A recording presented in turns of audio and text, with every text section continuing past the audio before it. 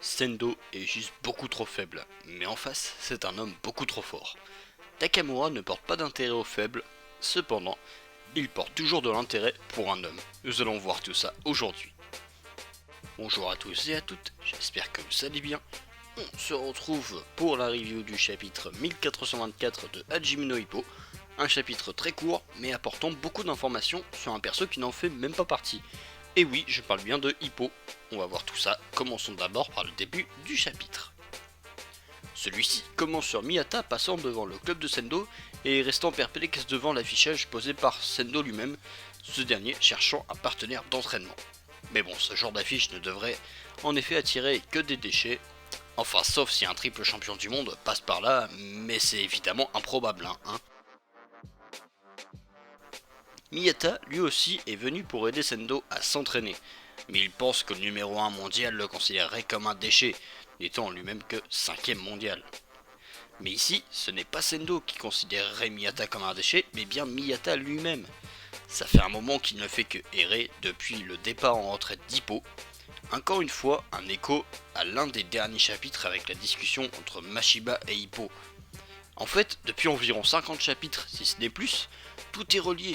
Et le point où tout se relie, bah c'est Hippo. L'auteur sait clairement ce qu'il fait et cherche bel et bien à ramener le dieu du vent sur le ring. C'est long, mais ça sera efficace. Bon, finalement, Miyata, pensant ne servir à rien, décide de retourner à Tokyo, mais étant venu exprès, il veut au moins se faire rembourser son billet de retour. Mais bon, un conseil Miyata, si tu rentres dans l'antre du tigre, tu vas vivre l'enfer. Un démon cruel s'y trouve en ce moment et il pourrait se tromper de cible. Genre Aoki et Kimura, ils connaissent bien par exemple. Mais bon, allez, petit pari, dans le prochain chapitre, Miyata va rentrer et Takamura va le comparer lui et Sendo à Hippo en leur disant qu'ils sont plus faibles qu'un mec à la retraite.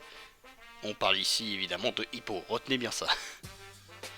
Bon allez, on repasse au chapitre avec Takamura hurlant à Sendo de se dépêcher, n'étant pas très patient. D'ailleurs Miyata reconnaît la voix de Takamura directement. En même temps, la voix d'un bourreau ça s'oublie pas. Sendo est prêt et le combat va pouvoir commencer. Et pour la première fois, c'est Sendo qui se prépare et s'échauffe au mieux pour un spar en étant vraiment très patient et méticuleux. Il est même plus stressé que face à Ricardo lors de son spar. C'est impressionnant quoi.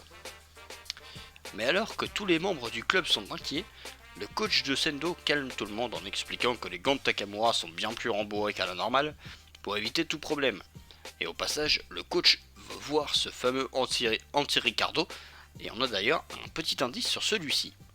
A première vue, le coup serait moins fonctionnel face à quelqu'un de trop grand, comme Takamura ici.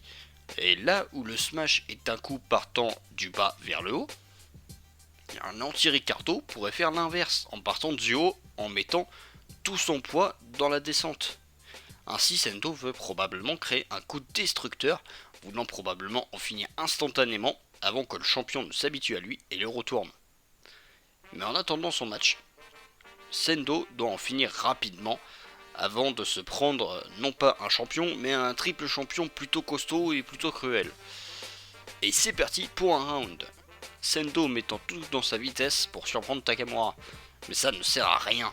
Le champion est trop rapide et surpasse largement Sendo en vitesse. Envoyant ensuite un coup de destructeur brisant la garde de Sendo, puis une droite envoyant bouler Sendo au tapis. C'est fini, Sendo a perdu.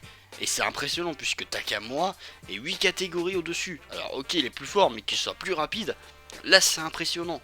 Même si on sait très bien justement que Takamura est extrêmement rapide. Et avant de continuer, bah clairement ici Takamura l'a fait exprès. Un gauche puissant puis une droite destructrice, bah c'est exactement l'enchaînement de Ricardo. Ici Takamura, bien que moqueur, vient de montrer à Sendo ce qui se passerait avec Ricardo. C'est la méthode de Takamura, on l'a déjà vu plusieurs fois. Mais bon, Takamura qui attendait de la résistance décide d'arrêter considérant Sendo comme trop faible, le challenger voulant continuer toujours sur sa fin. Et là Takamura va lui rappeler que leur première rencontre s'était finie pareil. En effet, le chapitre s'arrête là, mais on a encore des choses à analyser. Déjà, le fait que Takamura parle de leur première rencontre, où Sendo avait justement dévoilé sa nouvelle arme pour vaincre Hippo, est intéressant. Car ici, Sendo a créé non pas une arme contre Hippo, mais contre Ricardo. Cependant, le parallèle est funeste, car tout comme face à Hippo, Sendo va subir sa troisième défaite face au champion incontesté des poids plumes. Malgré sa nouvelle technique, alors même si évidemment il va probablement quand même lui mettre des bons coups et voire même un down. Enfin je pense, pour moi c'est quasiment sûr et certain qu'il va lui caler un down. On verra bien à ce moment là, c'est pas pour tout de suite. Au passage, le désintérêt de Takamura pour Sendo est lourd de sens par rapport à son protégé. Et oui, je parle bien de Hippo encore une fois. Ce chapitre, c'est un peu une comparaison au chapitre 1376 et 1377. D'ailleurs, le chapitre 1377, c'est ma première vidéo, il me semble. Où Takamura et Hippo se sont entraînés ensemble. Et trouvez-moi un seul moment où Takamura s'est désintéressé de Hippo ou l'a considéré comme faible. Bien au contraire. Il a même tenté de lui faire comprendre que le plus fort de la catégorie poids plume, bah c'était Hippo. Et oui, même aujourd'hui, Hippo est plus fort que Sendo. Et quand je dis plus fort, je dirais même bien plus fort. En tout cas, c'est ce qu'on nous montre depuis une cinquantaine de chapitres. En fait, en poids plume actuellement, personne ne peut faire peur à Hippo, en dehors de Ricardo et Wally. Ce dernier s'était retiré. Sendo et Miyata, eux, ne sont plus au niveau. Ça fait peur, mais c'est réellement ce qu'on nous montre avec Hippo, dernièrement. Et je suis même certain que la raison de la visite de Takamura au club de Sendo est liée à Hippo. Il veut clairement prouver que Hippo mérite bien plus sa place de challenger que Sendo. Le prochain chapitre va être très intéressant, je pense. En tout cas, comme pour chaque chapitre en ce moment, tout est relié à Hippo et le fait qu'il devrait revenir. Soyons prêts pour le retour du dieu du vent et en attendant, je vous dis à plus pour la prochaine vidéo. Bye tout le monde.